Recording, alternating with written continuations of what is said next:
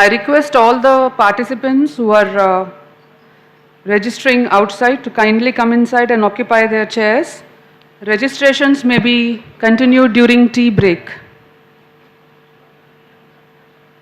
I request that registrations be stopped, which can be later continued during tea break, and I request all the participants to kindly come inside and occupy their chairs. We're going to begin the program shortly. I request all the participants who are outside to kindly come inside. The venues also they can take it respect to venues. Next time.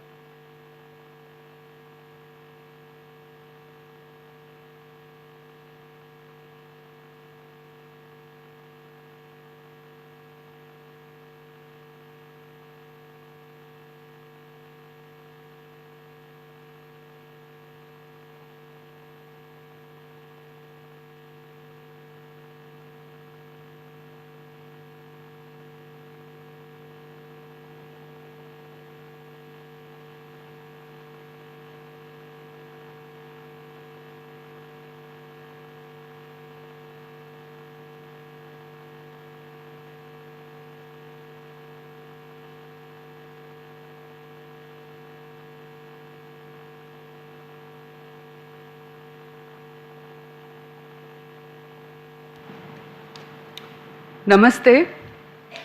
I welcome all the dignitaries here, participants and faculty to the holy temple town of Tirupati and this university, which is a sacred space of knowledge where women lead and empower the nation. I welcome you all to VIKAS, venturing into industry, knowledge, apprenticeship and skilling. At the outset, we convey our gratitude to University Grants Commission for choosing our institution in the state of Andhra Pradesh for these very crucial deliberations which have the potential to contribute to reforms in higher education. We will begin the program with the lighting of the lamp. I request the dignitaries to kindly come over to the dais and light the lamp. I request Professor V. Uma, Vice Chancellor of Sri Padmavati Mahila Visvavidyalayam, to kindly come over to the dais. Professor V. Uma is a professor of social work with over 4 decades of experience in teaching, research and academic leadership. Her major research work focuses on rural poverty, sustainable livelihoods, child poverty, women's development and qualitative research methodologies. As Vice Chancellor, she has been instrumental in strengthening academic quality, research culture, innovation and entrepreneurship with a strong focus on women-centric development. Thank you, Madam. It is my pleasure and honor to invite Professor R. Manish Joshi, Secretary of University Grants Commission, to kindly come over to the dais. Professor Joshi is a faculty in computer sciences. He is the recipient of the National Award with the Department of Science and Technology for outstanding contributions to popular science and technology translation. His research interests include machine intelligence, rough sets, localization, knowledge discovery, Indian knowledge systems, and natural language processing. As UGC Secretary, he actively contributes to policy formulation and reforms shaping the future of higher education in India. It's an honor to invite Professor S. Vijay Bhaskar Rao Garu, Senior Academic Administrator serving as Vice Chairman of AP State Council of Higher Education. As Professor of Physics at SV University, where he has held several key leadership roles, and as APSHI Vice Chairman, he advocates multidisciplinary approaches to strengthen knowledge, research, and academic quality across universities in the state of Andhra Pradesh. I now welcome our Registrar, Professor R. Usha, Faculty of Biotechnology, who has recently assumed the role of Registrar.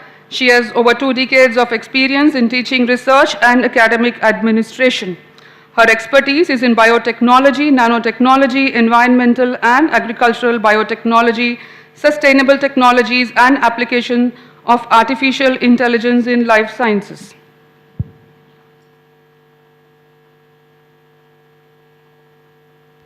Please give a very warm welcome to all our dignitaries on the dais. Thank you. I now request our guests to kindly light the lamp to begin this auspicious program. తీర్చి జగతి నిండి పద్మావతి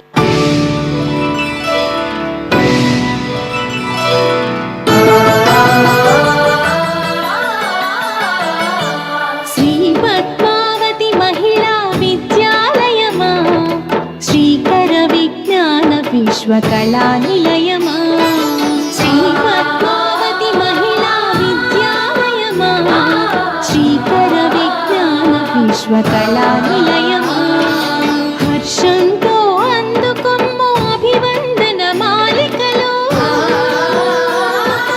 హర్షింపుము నీ సేకల కరుణారస చంద్రికలు శ్రీ పద్మావతి మహిళా విద్యాలయమా శ్రీకర విజ్ఞాన విశ్వకళా నిలయమా శ్రీకర విజ్ఞాన విశ్వకళా నిలయమా ప్రతి యువతిని ఒక ప్రతిభా పద్మావతిగా I now request our Honorable Vice Chancellor, Professor Vyuma, to kindly give her welcome address to the gathering here.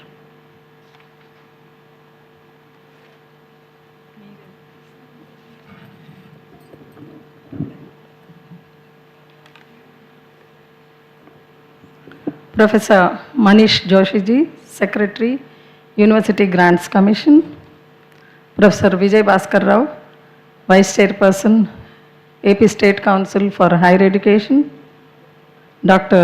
Avichal Kapoorji, Joint Secretary, Dr. Beena, Dr. Radhika, all from the University Grants Commission. Vice Chancellors of various universities, rectors, registrars, deans. Our registrar, Professor Usha, coordinator, Professor Vidya and Professor Shobha, delegates, faculty and representatives of the print and electronic media. A very good morning.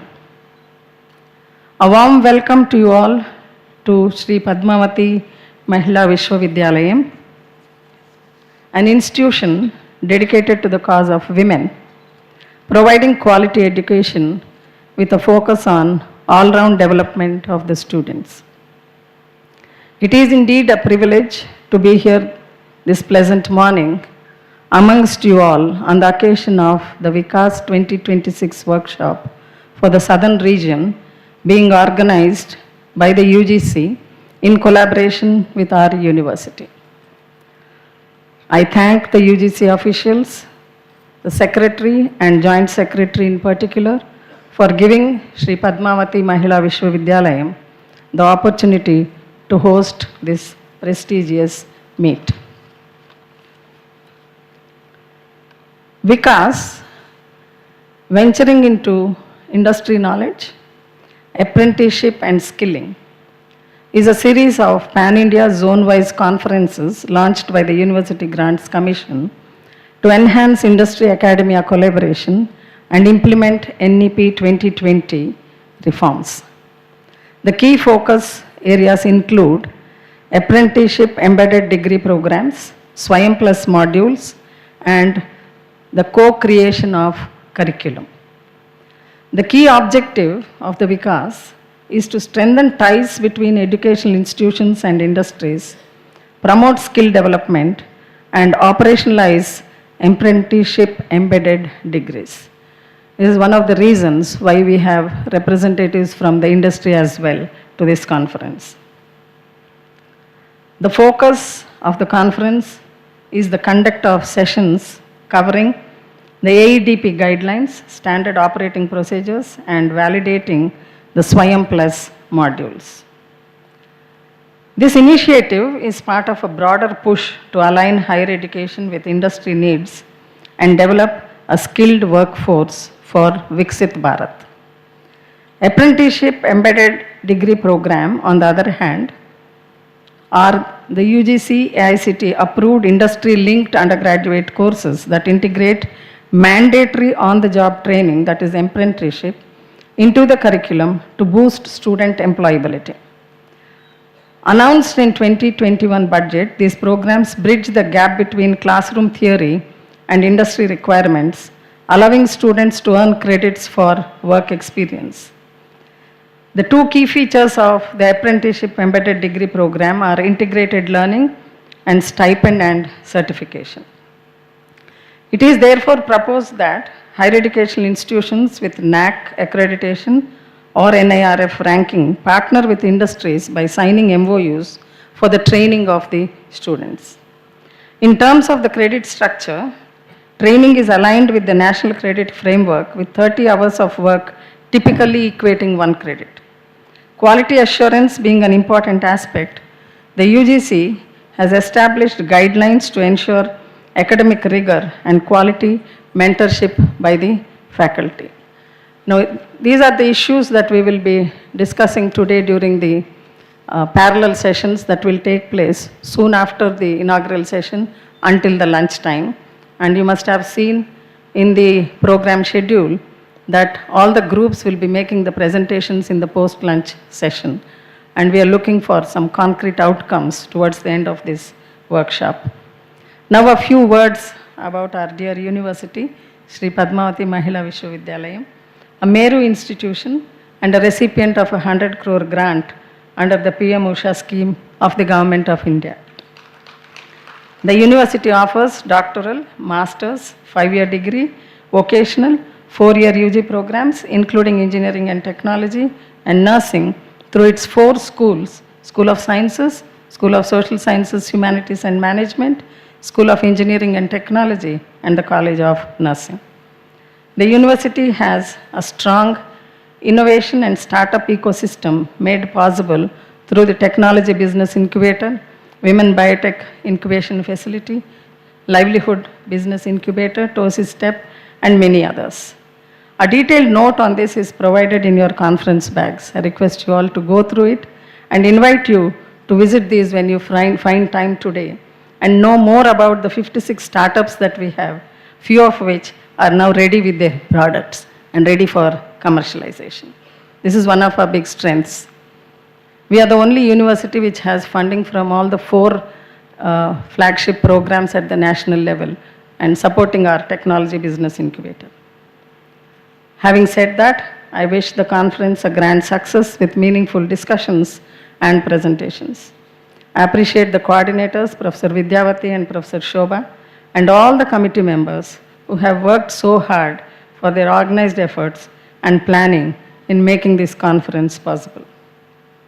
Continuous reviews and support from the Joint Secretary, Dr. Ravichal Kapoor, Dr. Beena and Radhika have made significant contribution to the conduct of this conference.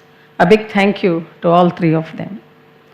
Thank you, UGC, for giving SPMVV the opportunity to conduct this conference. A warm welcome to you all once again. Thank you.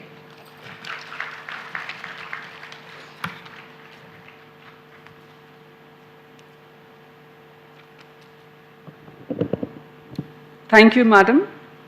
I now request Professor S. Vijay Bhaskar Rao Garu, Vice Chairman, APSHI, to kindly address the gathering.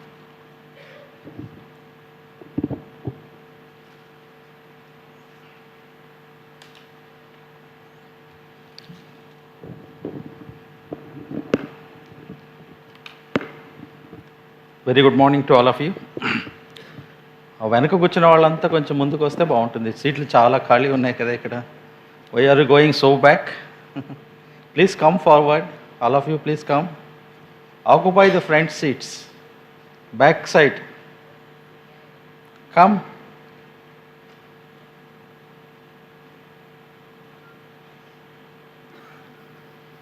వెనక్కి కూర్చున్నారంటే mobile phone చూస్తున్నట్టు మాకు లెక్క. మీరు వినటం లేదు అని మాకు.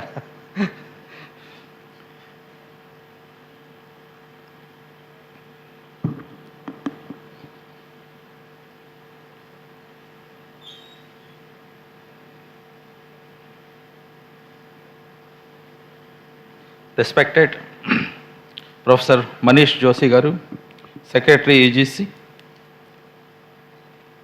Professor Huma Garu, the Vice Chancellor, Sri Padmavati Mahila Visvavidyalayam, Professor Usha, the Registrar, SVMVV, invitees, Vice Chancellors, Principals, and from UGC, Dr.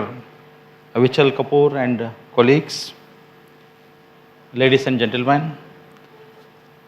I am privileged on behalf of the APSHI to stand before you and to participate in today's workshop. Most important points Madam Usha has already, Madam has already informed to all of you, because this VIKAS 2026, the objectives and other things. But I would like to tell you the role of state of Andhra Pradesh and why we need this type of workshops in state of Andhra Pradesh. Because when you look at this particular higher education point of view, several initiations has been taken from state government, from Andhra Pradesh as well as the central government. And I've been telling many times that the young people has to come forward to become entrepreneurs, providing jobs, not providing or not asking for jobs. So this type of environment now, because when you look at our GDP also, the higher education sector, the contribution of GDP is very less. That is the objective of going for this new education policy and training people, so that the higher education sector will also enhance the GDP of the country. This will be enhanced only when you become an entrepreneur, you become a startup company owner, and you participate in industry developments. Then only you will be able to do this sort of GDP increase. So our objective is to not only providing degrees to the students, our objective is also to provide employment. Not only employment, ask them to become leaders of industries, startups and other things. In this regard, I should appreciate the Padmavati Mahila University for taking the very crucial initiatives, setting up of startups and incubation centers. I think Padmavati Mahila University has more number of patents, more than 260 patents compared to any other state university. So, Madam, I congratulate you for this remarkable achievement. The incubation facilities, innovation centers are going very well. So that is one of the example where other universities should also excel in this particular area now. Now, why we need this AEDP, that is this Apprenticeship Embedded Degree Program, why we need it for Andhra Pradesh? So when you look at this particular thing, Andhra Pradesh has a unique demographic and economic profile. When you look at a large portion of first generation learners are there, a strong presence of MSME, ports, logistics, agri-processing, pharmaceuticals, defense manufacturing and electronic services are available. Now the Chief Minister has proposed to have every 50 kilometers one port. So logistics will become a big sector coming next 4 or 5 years. The rapid expansion of industrial corridors and the industrial parks are in Andhra Pradesh. So Andhra Pradesh has this particular advantage of demographic as well as economic profile. Yet many employees still report difficulty in finding job-ready graduates. So whenever you talk to any company and then we ask for employment or placements, people will say, sir, your students are not ready for employment. They say, you students may be good in textbooks, they are good in theory, but they are not good in practice. They are not ready to go to the industry and do the job. Again, we have to train them. It may take 6 months or 1 year. So this type of environment, we are losing 6 months or 1 year time to graduate, to train them. So why not we train them in-house, in the universities, saving that time to the industry, again going students for training and other sort of a skill development things. So that is why the UGC also has come up with a great idea of this particular course. This is Apprenticeship Embedded Degree Program. So education supports regional development, industry trust, state university graduates, students gain exposure without migrating permanently. So all these have advantage when you are talking about these particular things. When I come to the APSHI has, most of you know that, act as a nodal facilitator for this particular AEDP across state universities, develops common guidelines, templates, and best practices, and enables shared industry partners, especially for smaller or rural universities. So, this collective approach will ensure equity, quality, and scalability. So, if there are any required strategic policy directions from state universities, the APSHI is ready to do that. I am also assuring the UGC personnel sitting here, whatever the decisions are, MOU or what type of policy decision you want from UGC, we are going to implement that. We are ready to do that, so that we will try to implement this particular program in the state of Andhra Pradesh without any difficulties. So, state level adoption of this AEDP framework. So, formally we adopt this and approved undergraduate programs option, identify priority disciplines in the first phase: commerce, management, engineering, life sciences, agriculture, humanities, and emerging areas such as data analytics and logistics. Notify AEDP through Academic Council and Executive Council resolutions. That is the first step, the policy decisions we have to take. So, APSHI is also trying to have industry consortium model, because we are also trying to, state government is also telling us, so our students should also get trained with industry professionals, industry experts. So, there is an industry academia sort of a interaction. So, a consortium is being trying from, we are been trying that from APSHI side, and also we are trying to create a syllabus which is useful for the industry people. So, our facilitate MOUs with MSME cluster, PSUs and state government departments, defense, sports, energy, agri-business and pharma sectors. I understand some of the industry people are here. They should come forward to have such MOUs with them, and we would also like to have an MOU with Skill Sector Council of India also. And another policy direction will be apprenticeship and skill integration cells in universities. So, each state university should establish an apprenticeship and skill integration cell, direct reporting to the Vice Chancellor, faculty coordinators at department level, digital tracking of students, credits and outcomes.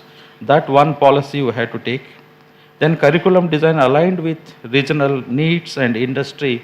That is another policy direction we have to look into that. The industry semesters, identify the semesters suitable for apprenticeship without disturbing academic flow, align apprenticeship learning outcomes with regional industry needs, integrate apprenticeships into multidisciplinary and multi-exit framework under NEP program. So, these are some of the things we have to take initiative. So, I think in this workshop, some of the decisions will come after discussion and other things. The other policy direction is faculty capacity building and recognition. This is one of the important thing, because in the absence of quality faculty, we cannot implement most of the schemes here.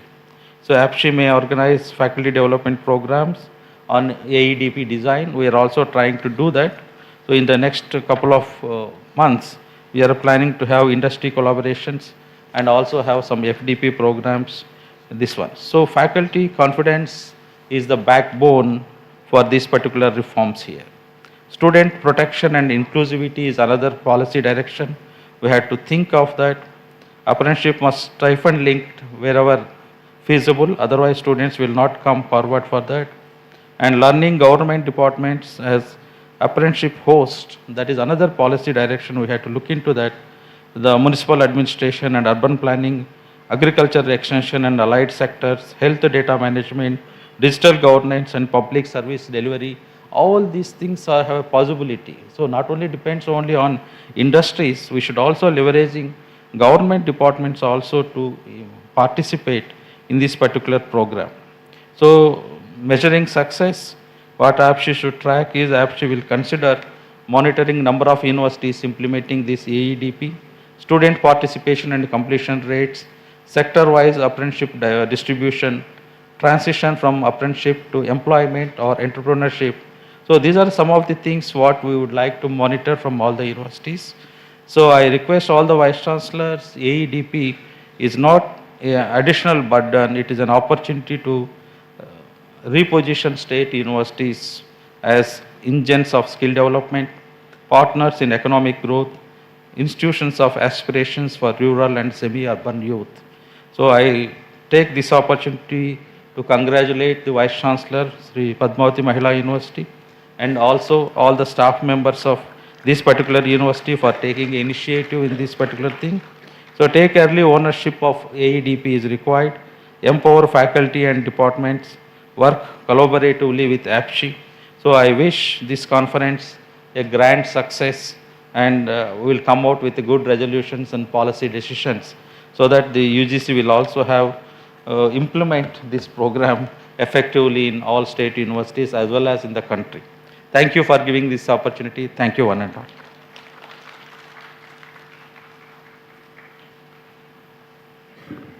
Thank you, sir. We fully agree that apprenticeship does not replace classroom education. Rather, it complements and strengthens classroom teaching learning process. Thank you. I request our registrar to kindly give a brief message to the audience gathered here.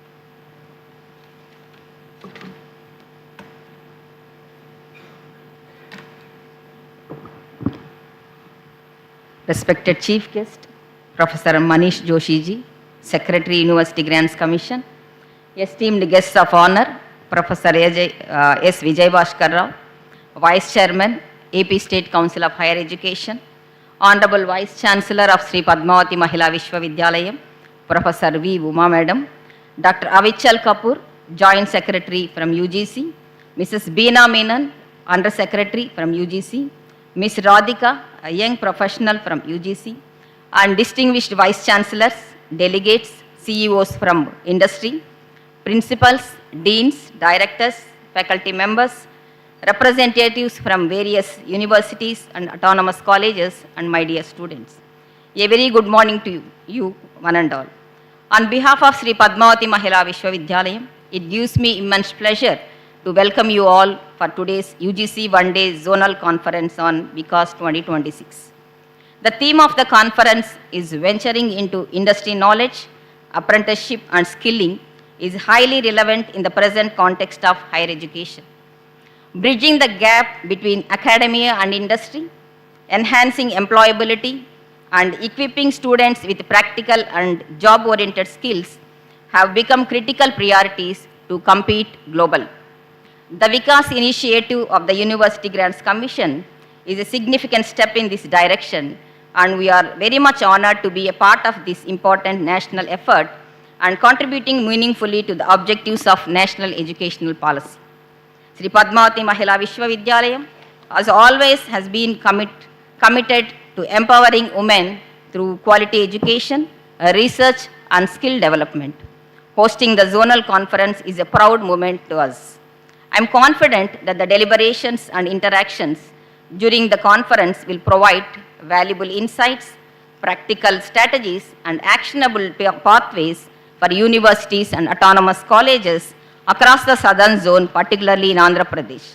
I take this opportunity to place on record my sincere appreciation to the University Grants Commission for entrusting us with the responsibility of organizing this conference.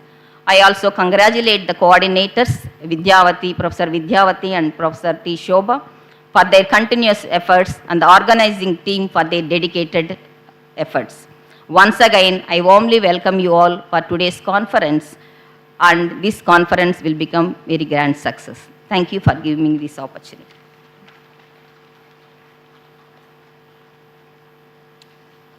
It's an honor for us to have with us Professor Manish Joshi, Secretary, University Grants Commission, who will now give his opening remarks, outline the conference objectives, give a presentation on AEDP guidelines, indicative SOP and UGC validated SWAYAM Plus modules. Professor Manish Joshi.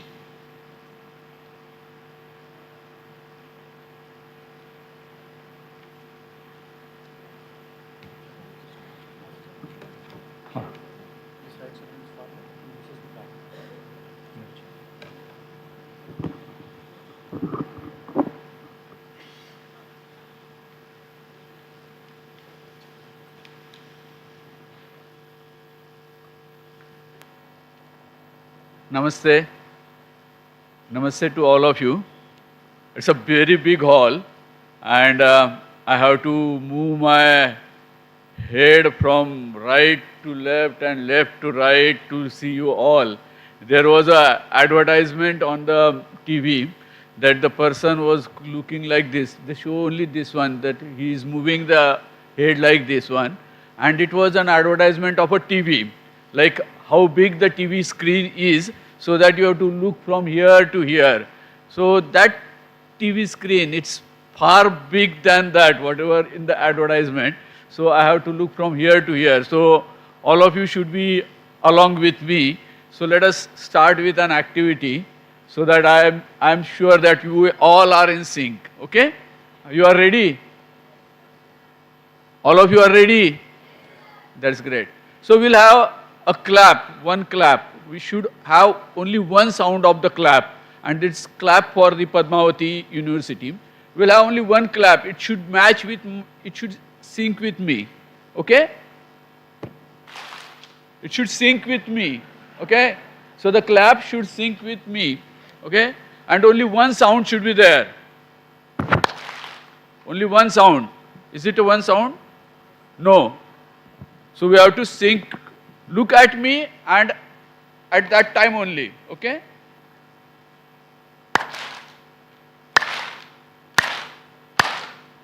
Good. So we all are now in sync. है ना? So let me start with giving this particular opportunity and organizing this zonal conference. The Honorable Vice Chancellor of Padmavati University, Professor Uma, the Vice Chairman of Andhra Pradesh State Higher Education Council, Professor Visvavidyalayam Rao, and the Honorable Registrar. Many Vice Chancellors are sitting in the auditorium, my colleagues and professors, academicians. Actually, why we are organizing this particular conferences? The role of UGC is to just draw some regulations, fix the regulation, guidelines, and then just put it up, then send letters to the university. But why UGC is doing this? That okay, you have made some regulation, you have made some guideline, then why you are coming and having such a organization, and how we are organizing, many Vice Chancellors are coming. This is a fourth conference that we are organizing, zonal conferences. Earlier also we have organized zonal conferences with respect to national education policy. But this zonal conference is more dedicated to a very great initiative that UGC has come up with. We called it as Apprenticeship Embedded Degree Program. So this is a fourth conference.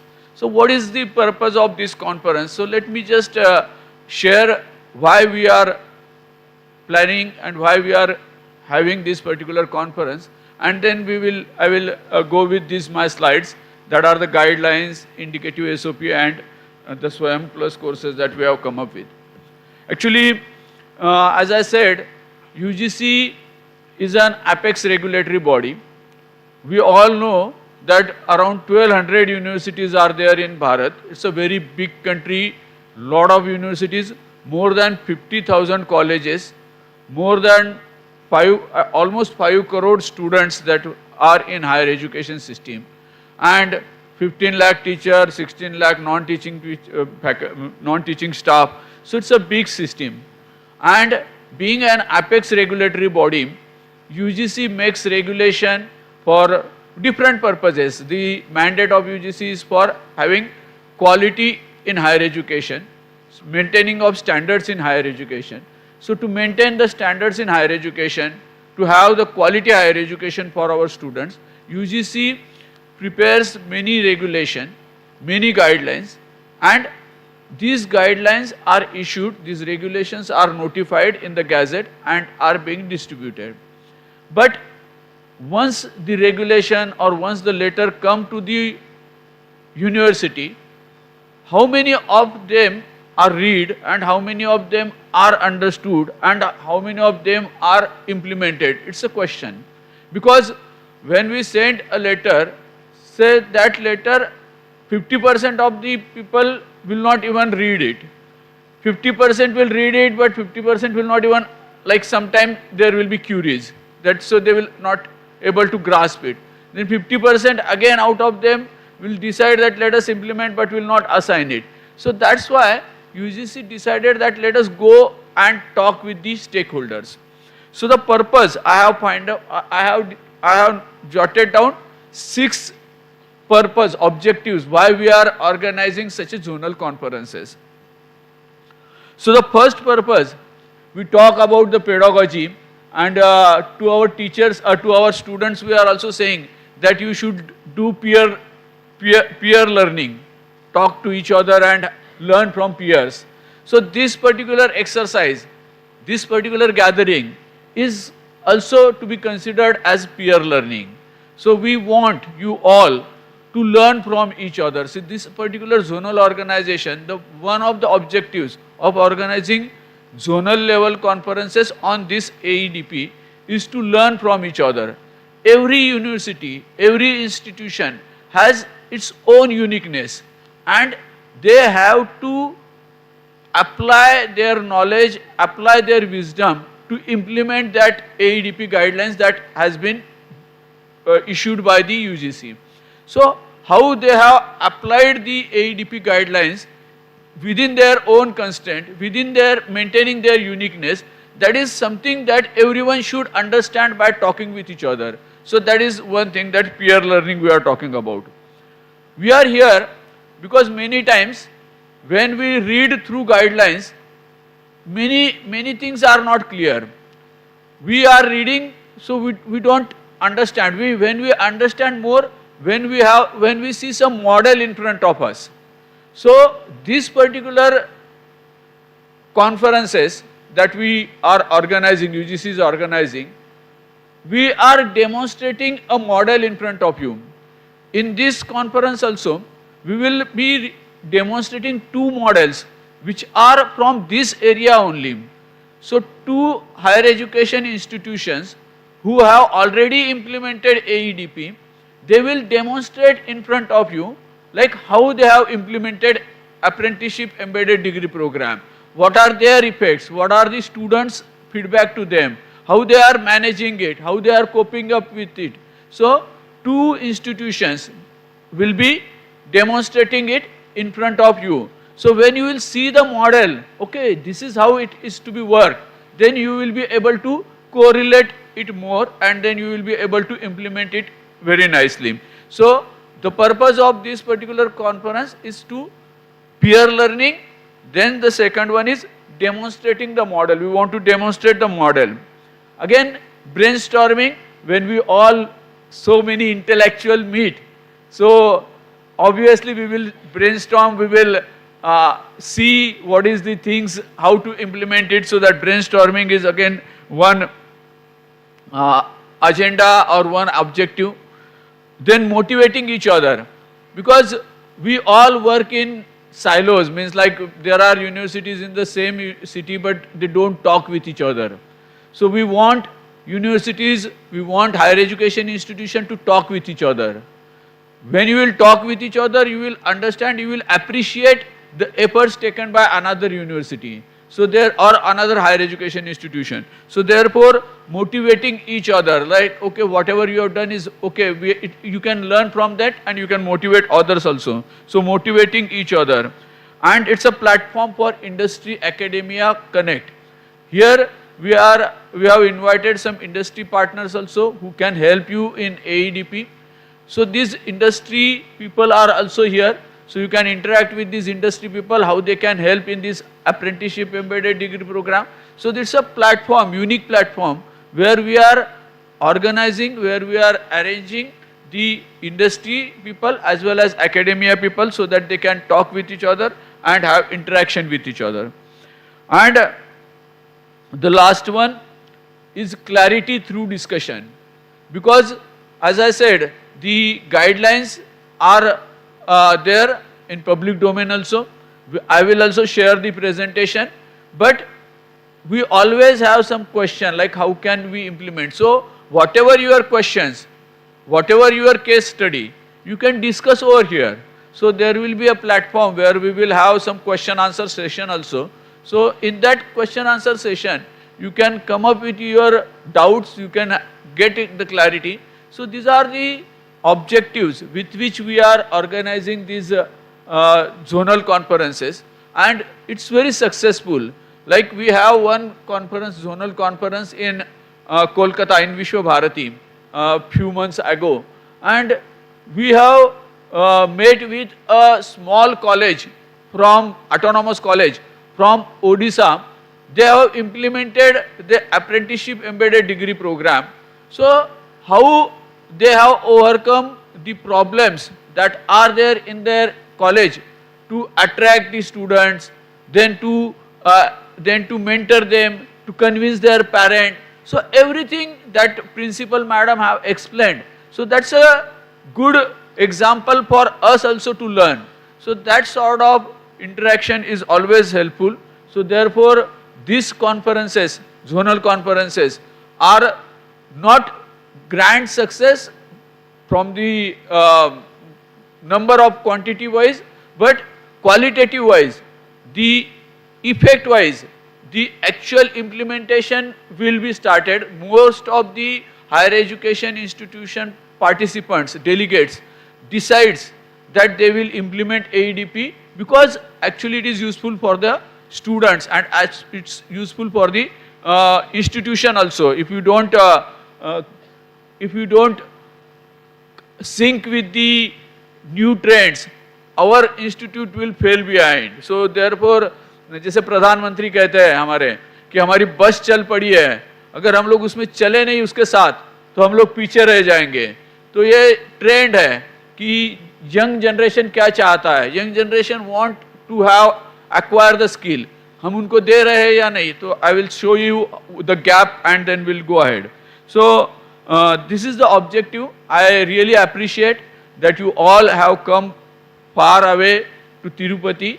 It's a land of wisdom, it's a land of Venkateshwara, land of Padmavati, where we all get the blessing of the Lord Venkateshwara and Lord Padmavati. And I am sure that throughout the discussion of today's, will certainly gather some good points and will go ahead with the plan for apprenticeship embedded degree program in that you can implement in your own higher education institution. So these are the sort of objectives that I wanted to share with you, and I will share with you the guideline. The guideline is already we have given you in your documents that have been shared with you, but a presentation has been prepared, so we will go through it. We will have the discussions in groups later on, and then we will have one question answer session also where you can have some pose your questions also. So we'll start.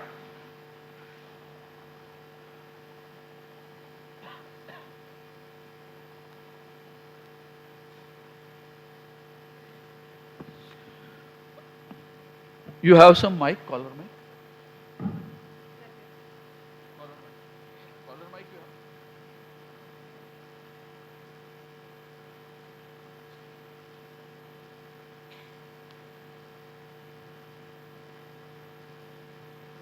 So, this is what does it indicate?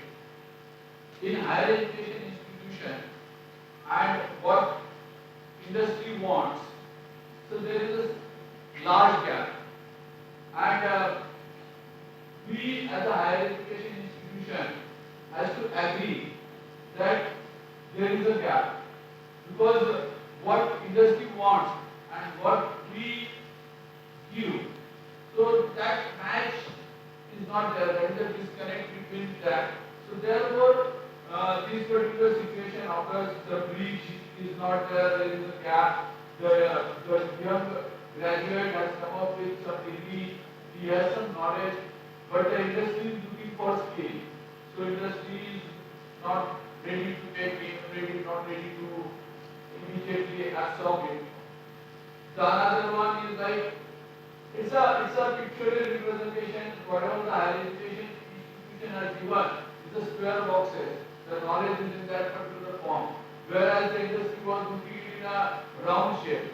So there again a mismatch is there. So that type of gap, we all are also experiencing it. That's why many of the students have to struggle to get position in the industry. So that what is lacking? What is lacking? So we all are also discussing in ourselves, in your staff room, in your different bodies. So how we can go ahead with it? So we have come up with this one.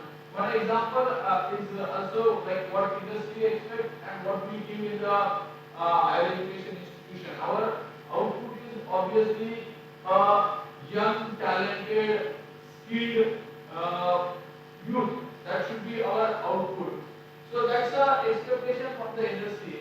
I'm from a software professional. I'm a software. My background is computer science.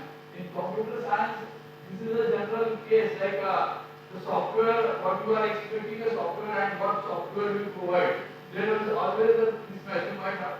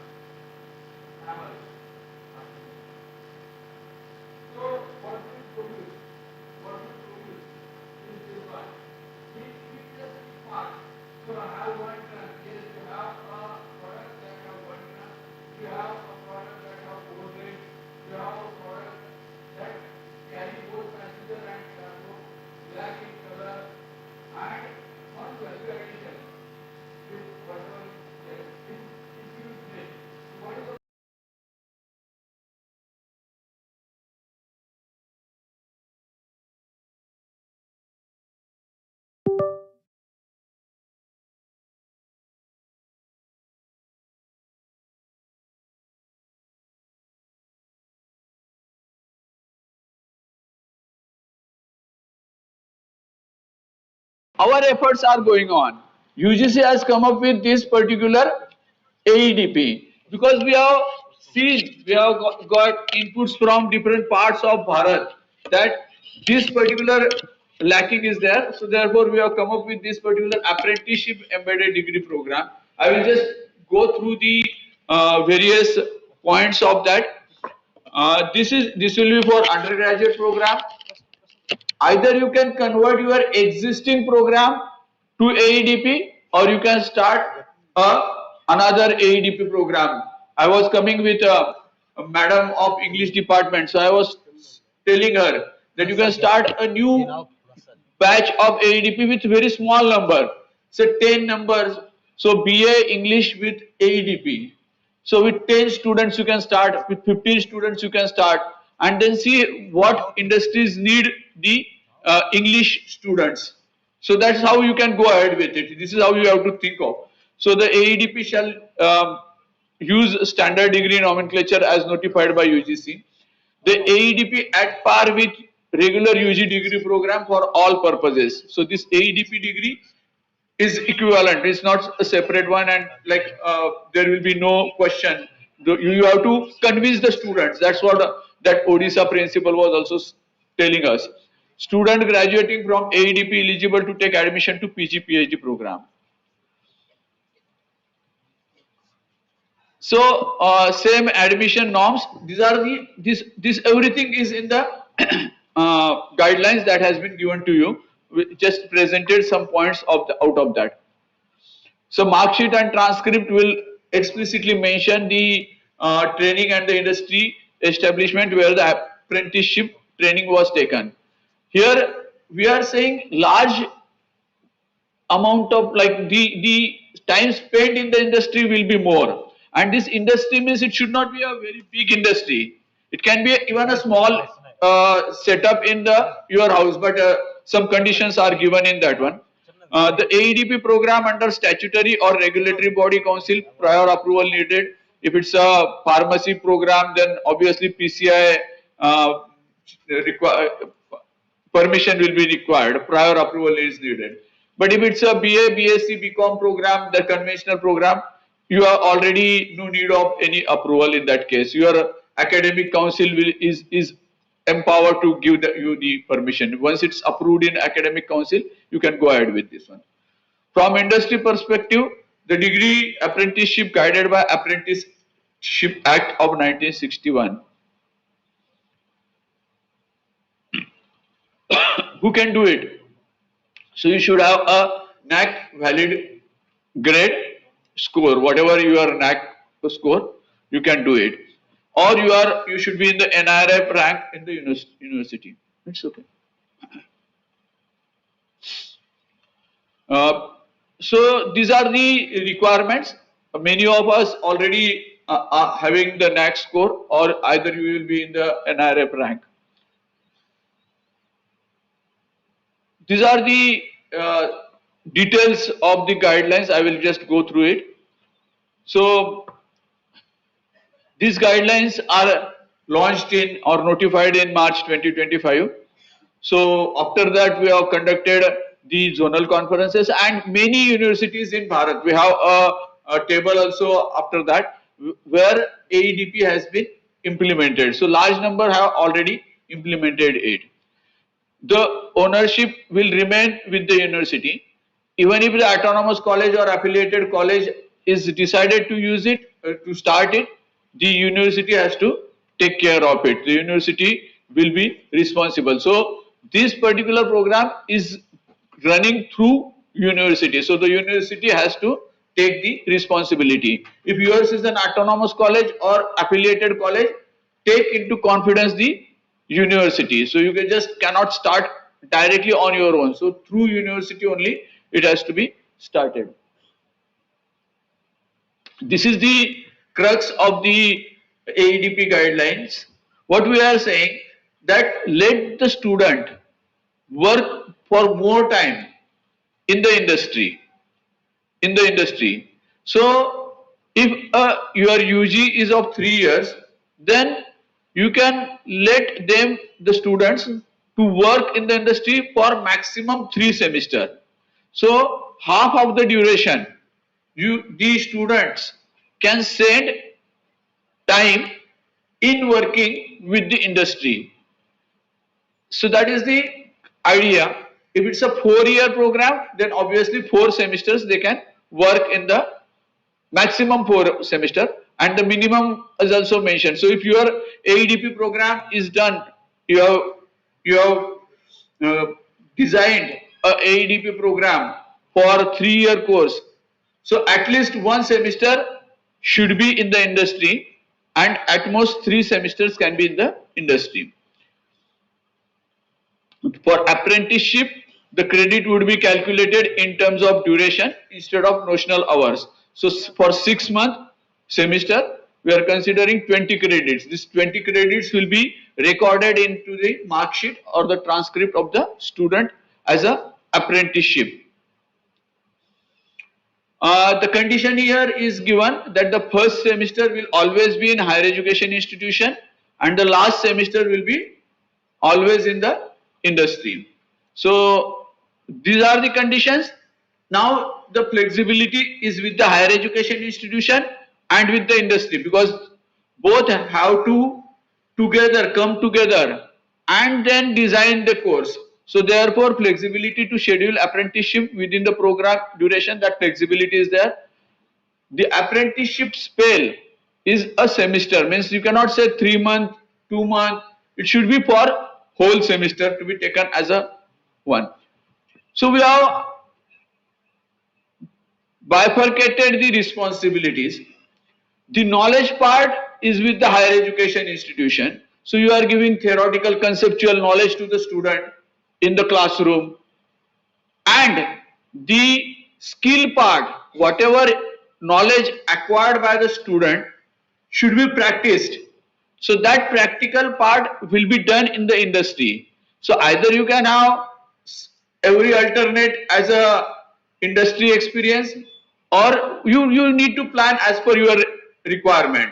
So the idea is that knowledge part is the responsibility of higher education institution, the concepts and fundamentals. Actual practicals, actual getting hands on is in the industry. This implementation details are again in the guidelines, but we have just made it in a point wise. Uh, these boards are there for apprenticeship training. So this board, through board or direct, you can we can do it. Accordingly, stipends under the schemes, National Apprenticeship and Training Scheme.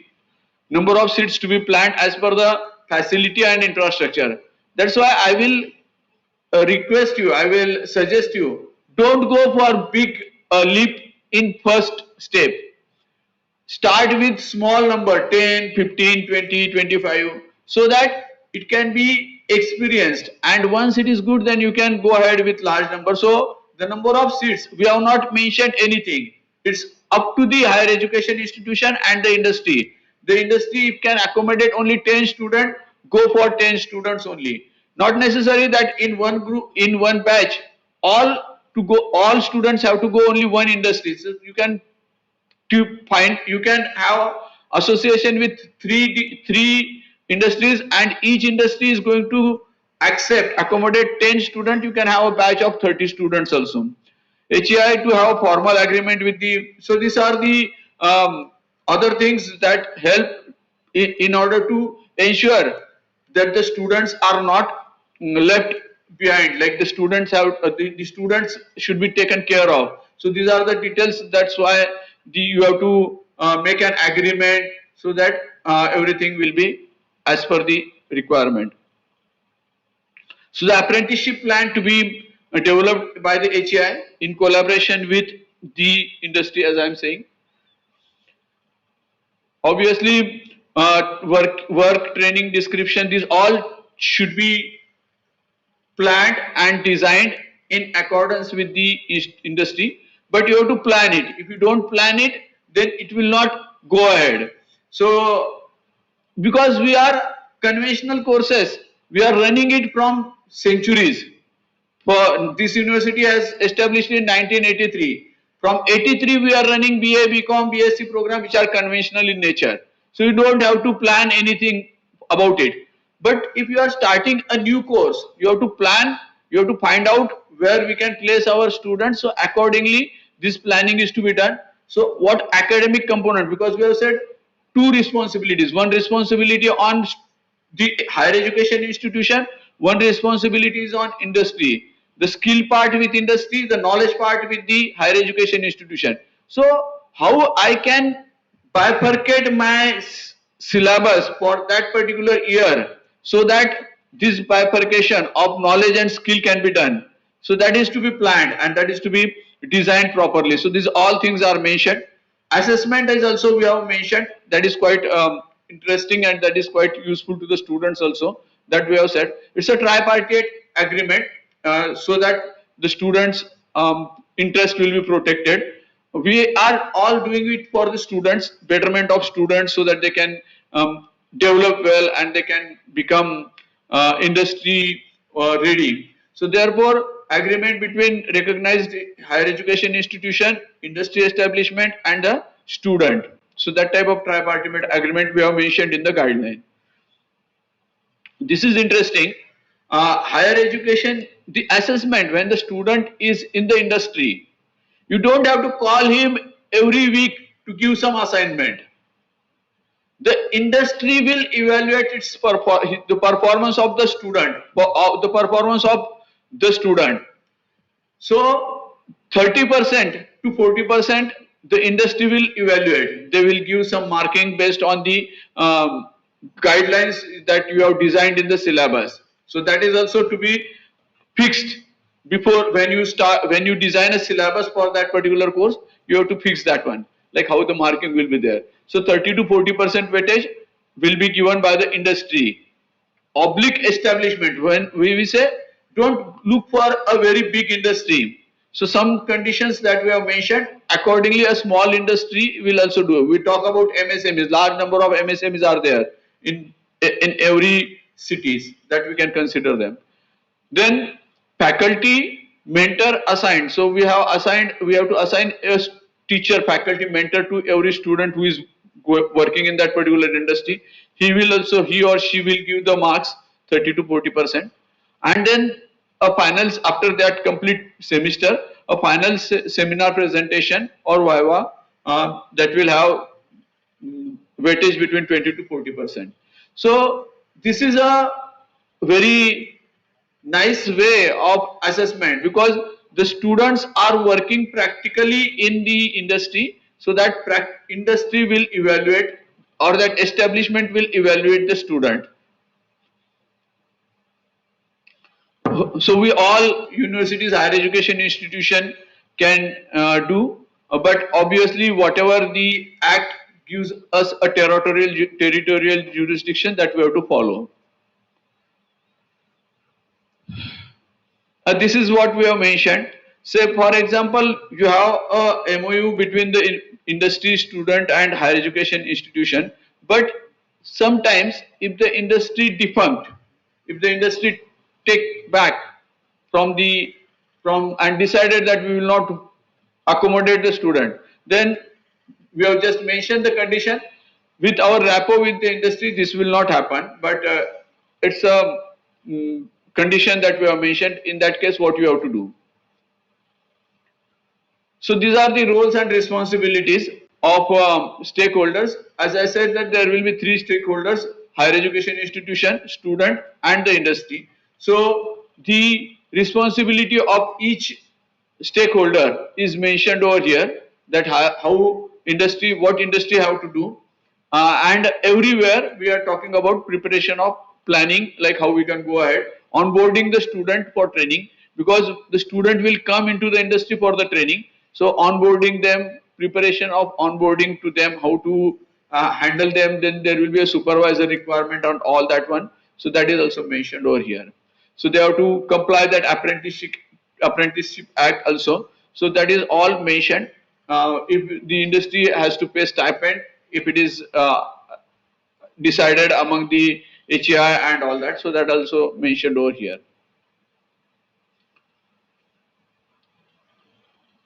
What is the role of higher education institution in this implementation of the apprenticeship embedded degree program? So the necessary approval from the statutory bodies, that's why we have said, signing of MOU, preparation of apprenticeship plan, how this apprenticeship is a training in the industry will be taken place, creating the curriculum along with the industry establishment, creating and designing the curricula that will fit the knowledge part and skill part properly, and accordingly after completing the assessment and give the marks.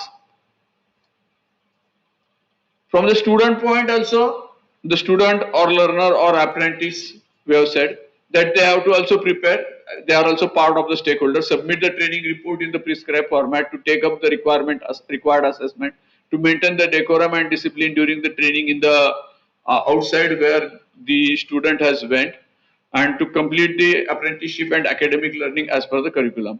So this we can share with the students also, like when we have this particular AEDP patch, you need to talk with the students. So this is your responsibility, this is the responsibility of the HEI, so that should be clear. So whatever we just mentioned, how it can be done in a step by step, that is also presented over here. So I'll just skip through it. This presentation we will share with you, so that you can also have that one. So this is all about AEDP. We will see some examples, demonstration of some example. We have two models we will display. We have discipline-wise discussions later on in the day, wherein you can share what different, how you can do it in how you can bring apprenticeship in your regular course. So that will be a peer learning that I have discussed initially. We are also introduced the skill-based module micro-credential. We have done it on the Swayam Plus course. There is a Swayam Plus platform like Swayam. There is another platform, Swayam Plus, where online uh, courses can be done. So these are the micro credentials. These all credentials can be deposited on academic bank of credit. So these courses UGC has approved. These all one short term skill courses. This is a Swayam Plus platform from where the students can do these courses. You can share it with the students also that some of the courses are UGC has gone through it. The syllabus is also checked, and UGC has said that these are the courses that students can do and their micro credentials can be done. And this is the status, but it's quite old. 6 month, 5th. Oh, it's quite last month, 5 January. So this is a domain in which AEDP has been launched. So if you are in this domain, you can certainly launch it. So we have 11 domains in which these AEDP courses have been started in Bharat already, in different parts of Bharat. Arts, sciences, commerce, management. So these all are mentioned over here. And the number of HEIs, higher education institution, launched AEDP from July 2025 academic session. We have received only 212 inputs from the number of universities. Others might have done it but not reported. So 69 academic institutions where it has been launched out of these 212 who have reported to us. And it's quite good. Means like they are. It's a start. We have just launched it in March 2025, so it's a big number as compared to what we are at the start, and we are expecting to gear it up because it's a demand of the students. It's the students who want to acquire skills, not only theoretical part. So to bring that acquired skill, acquisition of skill, we have to introduce this to the students. Students are happy to take it. So these are the institution summary who have done the courses. So 69 higher education institution, around 394 different AEDP courses are there. So this is the total 69 MOUs are signed, 86 are the number of higher education institution and 128 programs. So this is how we have done it. So I wish that today's deliberation, you all will make a resolve that will go and will plan for the next upcoming session from 26-27 academic year 26-27. We will also have this apprenticeship embedded degree program. Thank you all and look forward for listening from you also.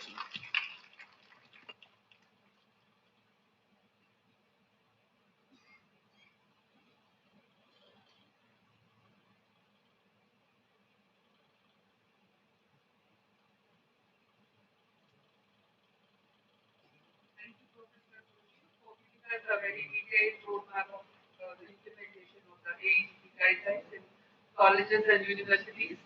We will now express our gratitude to our guests by felicitating them.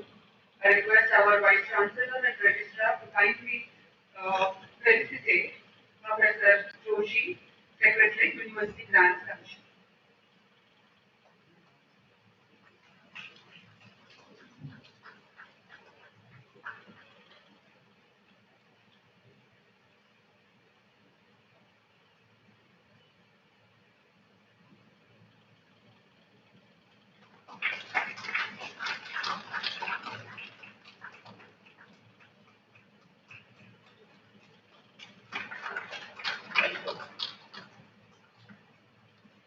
I now request our Vice Chancellor and Registrar to kindly felicitate Professor Vijay Bhaskar Rao Garu, Vice Chairperson of AP State Council of Higher Education.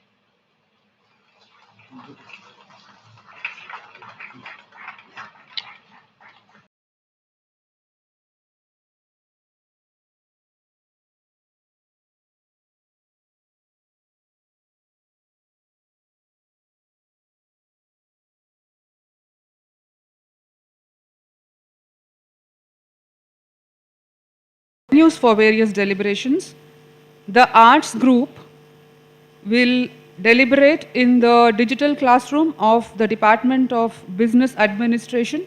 The Commerce Group will move to the digital classroom Biotechnology Department. Science Group 1 will move to Dhruti Hall, Engineering College. Science Group 2 to Seminar Hall, Saveri Guest House, and Science Group 3 Seminar Hall in the Law Department. After the high tea, I request all the participants to immediately move to the venue so that we do not have any delay in the deliberations. Thank you. I now request Professor Vidyavati, who is the coordinator of VIKAS, to kindly give her vote of thanks. I, on behalf of Sri Padmavati Mahila Visvavidyalayam and organizing committee, take the privilege of proposing vote of thanks on the occasion of inauguration of UGC One-Day Journal Conference. First of all, we are thankful to UGC New Delhi for according permission with confidence to host this great conference at SPMV Tirupati. It's a great opportunity to our university. Thank you very much, sir. We are grateful to Professor Manish Joshi, sir, Secretary UGC, for his gracious presence in spite of his busy schedule and delivering thought-provoking speech which has inspired August gathering. Thank you, sir. We are also thankful to Dr. Avichal Kapoor, sir, Joint Secretary UGC, for being with us from the beginning and guiding us through constant online meetings for conducting mega event in an unique way where every participant involved in all the coming sessions. Thank you, sir. We place it in on record the constructive background work done by Dr. Beena Meenan, Undersecretary UGC, Dr. Radhika, Young Professional UGC, for this event. Thank you, Madam. We are indebted to the most respected Professor Uma Madam, Honorable Vice Chancellor of Sri Padmavati Mahila Visvavidyalayam. Under her visionary leadership, we could able to do the mega event with confidence, and for her continuous guidance from time to time at each and every step, for her personal involvement in critical issues. Thank you, Madam. We honestly acknowledge the presence of Professor S. Vijay Bhaskar Rao, Vice Chairman, APSHI, for his valuable message in paving the path for AEDP in our state during this session. Thank you, sir. We take the privilege of extending heartfelt thanks to respected Vice Chancellors of different universities, deans, directors, principals, faculty members who showed lot of interest and came for technical exchange in the field of science, commerce and arts, especially for the implementation of AEDP in our state. We appreciate the interest and cooperation from industry experts for their presence and active participation in this conference. My sincere thanks to my fellow colleagues acting as coordinators for these coming 5 sessions. We acknowledge with great support from SPMVV Administration Registrar, Deans, Directors, Head of the Departments, teaching, non-teaching staff and students who strived for making the arrangements a big gathering. We affectionately appreciate the untiring services of different committee members in organizing this conference. We are thankful to our electrical, engineering and CNF team for making all these arrangements. We are thankful to the delegates who are attending this event and their administrators for deputing their candidates to be part of this conference. We humbly acknowledge the support of print and electronic media in giving wide publicity to this event. Finally, we thank one and all for being with us in the purposeful event and making it the most successful. I request all the delegates for active participation to arrive a fruitful outcome from this great gathering. Thank you.